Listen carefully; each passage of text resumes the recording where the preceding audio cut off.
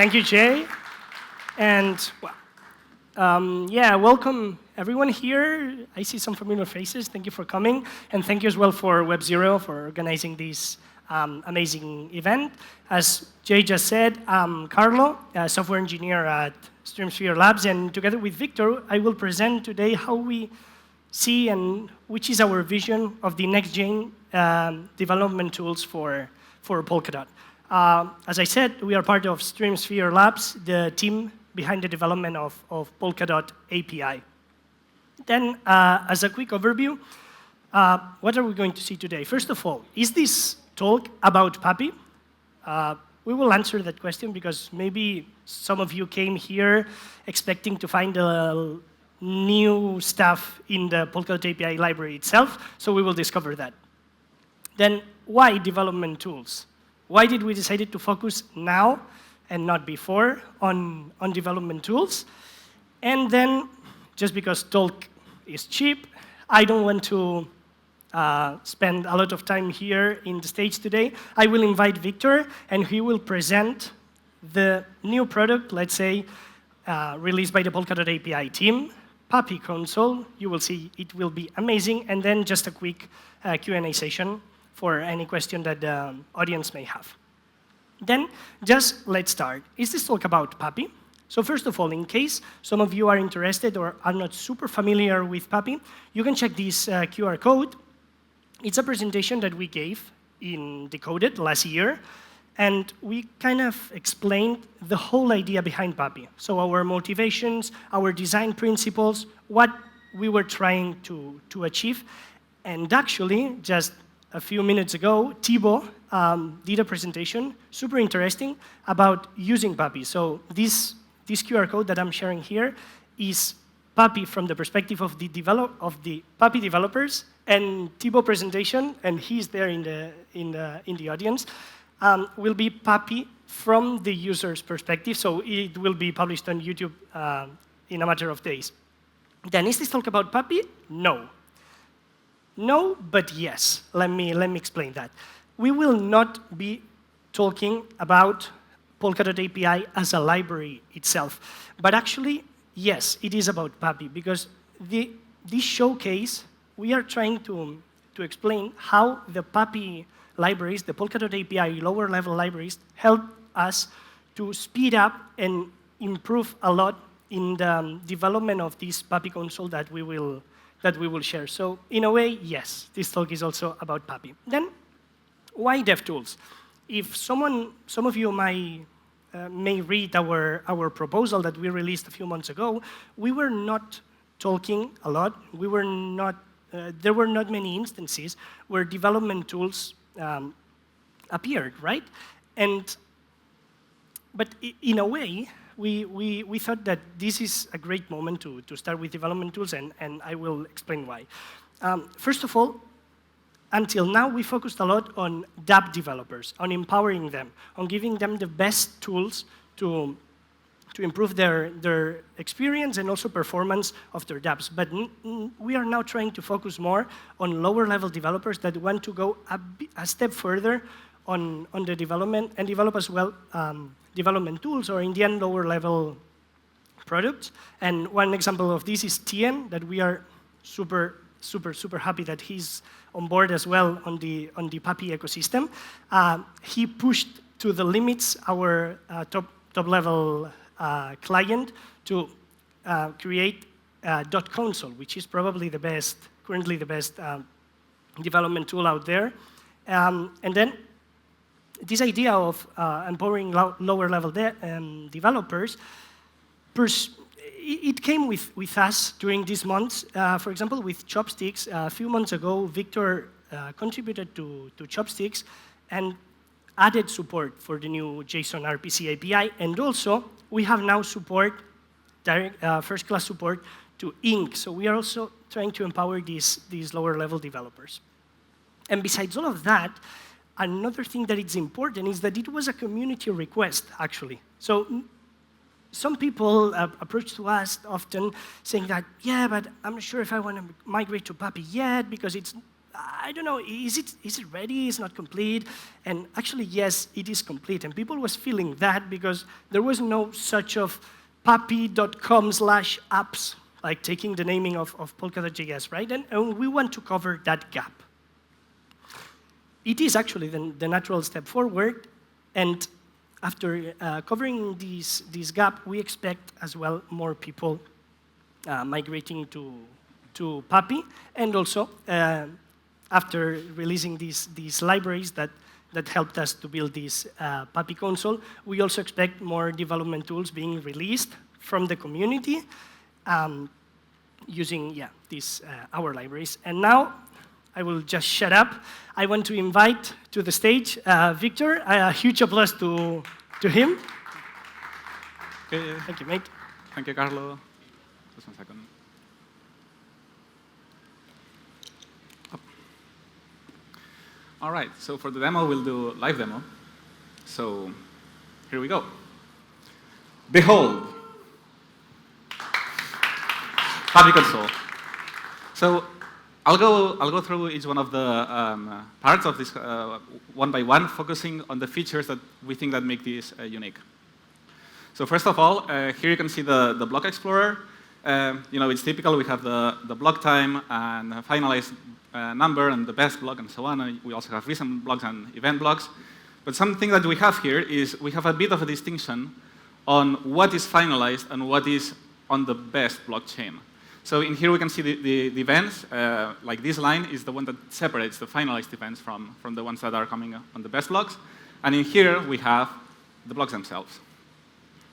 And as they can finalize, this line just keeps racing. Another feature that we have, which is unique to this console, is that in this view, we actually show the forks.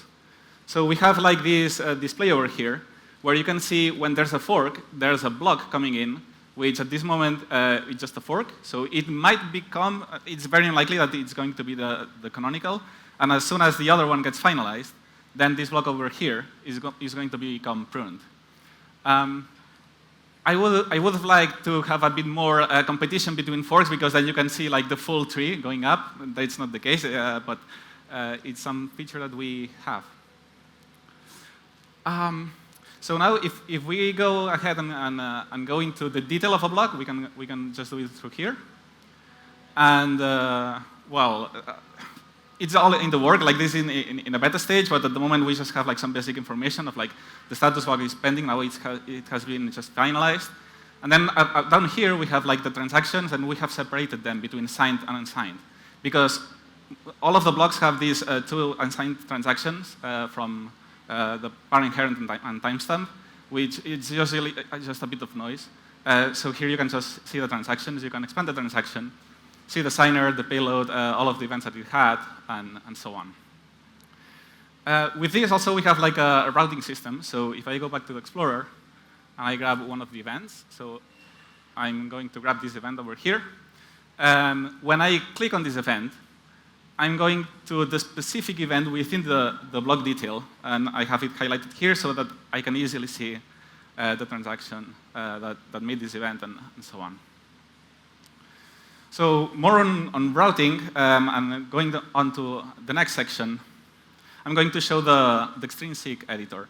So from here, we have like this transaction, it's a transfer allow def. I can copy the binary data if I want to, but I can also go directly to our extrinsic editor, which looks like this. So there's a lot to unpack here. Starting from the top, we just have a binary display that we can also just straight copy. And we can also just edit it if we have an existing one. We can just paste it here, or load it as a file, download it as a scale encoded binary, and so on. We can also see the payload as a JSON. If we want to, we can submit, and so on. And maybe to have a better example, I have extrinsic, which is a bit more complex, because then it's going to be more fun. I'm just going to paste it here. OK. So this is an XCM. Yeah, I'm going to switch to light mode, actually. Bear with me for a second, because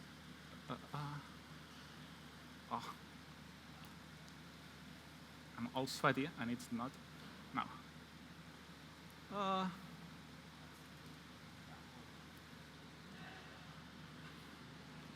My trackpad is a bit, okay, spotty, but that's okay. Now it's a bit easier to see. On dark mode, it also looks fine on a computer case, but anyway. So yeah, so in here you can see that the extrinsic editor is split into two different parts. On the left-hand side, we have just a tree structure of the whole extrinsic, and then on the right-hand side, we have the items themselves. This is an XCM message which has a lot of fields. So, well, like on the fields, you can collapse them. But if you want to, to reduce the clutter of something, like let's say that you want to focus on this interior field, you can just click here, and now everything is gone. You are just in the interior field. You can edit this, and then you can just go up to the level that you want or back to the root, and that's just fine. Another feature that we have is that, right, like all of this data is encoded in scale encoding, right? So what we have here is that whenever you hover over one of the fields, it tells you up there at the binary which part of the whole extrinsic is this. So in here, I'm focusing on an enum. So I can see that the initial 0, 1, it's the index of that enum, and then there's the rest, which is the payload of that enum. If I hover over that, then this is for the x1, so that's another 0, 1, which is the index, and so on. And so forth for all of them. Lastly, more on binary data. You also have the ability to see and update the binary for each one of the individual parts. So in here, I'm selecting this. So now this part is just the binary for the field that I have selected here. And why is this useful? Because imagine if you want to grab this extrinsic that you have and you want to wrap it around a utility badge. If you were in Polkadot.js Dev Console, then you would do like a utility badge and so on, but then you will have to do it manually because, okay, you can copy the binary of that call data, but then you don't have any way of putting it. Whereas in here, I can just like copy the binary and do utility batch, and I'm gonna do a balances transfer to this account, and then a value. And then here, I can also continue selecting and do manually the XCM, or I can come here and say like, well, actually, for this field, I'm just gonna paste this, and now I have it in here. So yeah, this is really powerful. So now I'll just like demo submit extrinsic really quickly. So for this, I'll just use an easier, a more simple extrinsic. So I'm going to do a system. Oh, I was here already. A system remark with event and hello sub0.gg. And I'm going to do this in the West End because this is where I have my funds. So I'm just going to switch to this chain. And now I can just submit the extrinsic. Okay, and now here I have like a list of, this is also very typical, you can just like select extensions. We have support for Wallet Connect. At the moment, it's just like a couple of chains, but this is, can be further expanded, it's configuration-based. But I'm just gonna do with this account, sign and submit. So now I can go back to the Explorer, and now we can see here that this transaction is ongoing. It's already in the best block, and we can see here the event. And we can click on the best block, and we go to the block that has this transaction. And so now it's just showing us pending, which is also not finalized yet, and soon enough it will become finalized. Yeah, now it's finalized, so that now the transaction is done, but we still have it here. So it's not going away. Like this is something that we felt on Polkadot.js Dev Console that the transaction is done and it flies away. And this is especially annoying when the transaction fails and you want to know the reason, and you cannot do that anymore. Whereas in here, they just keep in here. As long as you have one transaction, then you have your menu there. And now this is just, you see like my remark. So I'm a bit conscious of time. So I'll go through the other sections a bit quickly. They are also a bit more similar to what we are familiar with other dev consoles. So on storage, yeah, we can select the palette and so on. Few differences is that, for instance, there's a few queries that they have multi-key, and in Polkadot.js you can only omit the latest, like the last key. In here you can omit both keys and perform the query, and it just works. Also, if I do something that is changing every other block, so I do a system events, like this is a subscription, so on every block, this is going to change. And if for some reason I was like, oh, I'm reading this, I don't want this to change for a minute, I can just pause the subscription in here, and it gets paused, I can do my stuff, and then once it's done, I can just hit play, and it resumes the subscription. And another feature that we have here is, well, of course, like we can also put like in the key. This also is in Polkadot.js, but we can also decode the payload of a result. So instead, so if I do system account of my account here, it's going to give me the result. But if for some reason I had the actual payload, but I did not do the query, I can still just paste the payload in here, and it will just decode it for me. Moving on constants, this is also quite different. So constants are part of the metadata. So it doesn't make sense that when you want to see the constants, you have like to select the palette, and then which constant you want to query, and press query, because it's just there. So what we have here is just like a view of all of the constants that you have in your chain. Of course, like if there's something that's a bit more complex, we just show the JSON value, and yeah, just here. Runtime calls is pretty similar to storage. There's just one difference, which is that runtime calls usually have inputs that are more complex than just an account ID or something like that. So in here we have this that, if it's just one value, we just put it in line. But if we have something more complex, then we can have it multi-line, or we can have the whole tree view. So in here, it's taking like an XCM message of sorts, which it can be, so you have the whole tree view with all of the features that you have in the extrinsic decoder. And last but not least, we have the metadata explorer. So this is also something that we've missed a lot. It's some way of just looking at the metadata and just finding around. So something that we have is that if you want it as a JSON, you just click here and you can copy it and you're done. But we also have a UI for it. So you can now select a palette. So I'm going to do a system. And now here you can see all of the storage entries, all of the constants, calls, events, and so on. And this is a link to the lookup. So this is the lookup 100. And if I click here, then this type on the lookup is a variant of all of these variants. So I can click here, and oh, this is a primitive of U64. So I can explore this. And essentially the same for all of the parts of the metadata.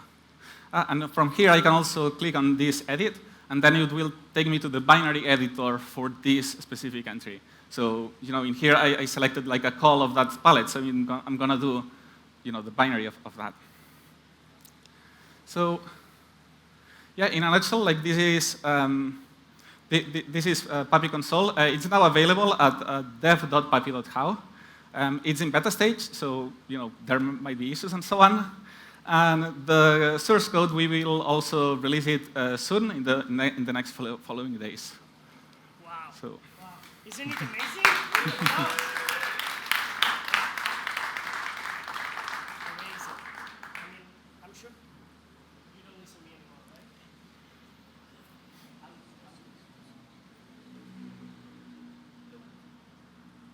right? Test. Yeah. Is it? I can. Yeah.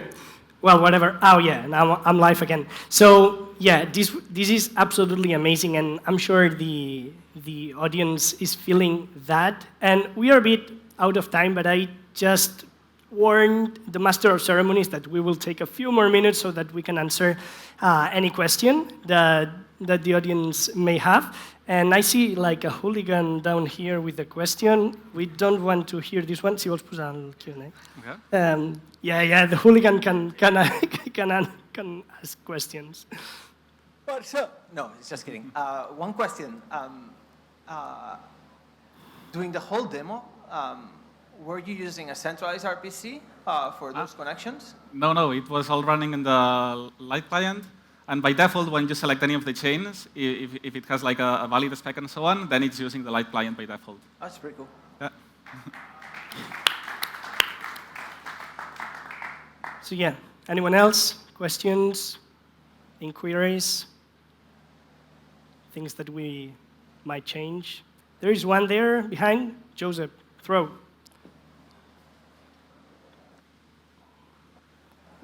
By the way, this is amazing, so love it. When can we fork this for our parachains and app chains that we are building? Like fork this or get our chains listed on the Explorer? Yeah, I can take this one. Basically, we didn't show it just because we were a bit short in time, but you can basically put whichever RPC, and we will take it, and it will work. Same that in Polkadot.js. And also, as Victor said, the source code will be released soon, so you can basically check that out. Cool. There, next one. Is it possible to inspect multiple chains at the same time in the same view? So currently not. Like we had the idea of like having like also multi-chain support, but at the moment you can also just open multiple tabs and just have them side by side. But yeah, the idea that we have like with multiple chains is that then you can actually do cool stuff of like switching instantly and so on. Yeah. Jakob? How long did this take you to build using Puppy? Honestly, something like a couple, 2 to 3 weeks in our spare time. We were obviously trying not to forget our other important things that we have to do. If you check the Polkadot-API main repo, we pushed a lot of stuff there, but yeah, something like 2 to 3 weeks. Crazy. Anyone else? We didn't focus much on the visuals, just like we got straight to the features and so on. But yeah. Crazy. How long did Polkadot Cool. exist? Anything? All right, guys, thank you very much and congratulations. That was awesome. Thank you so much. Thank you.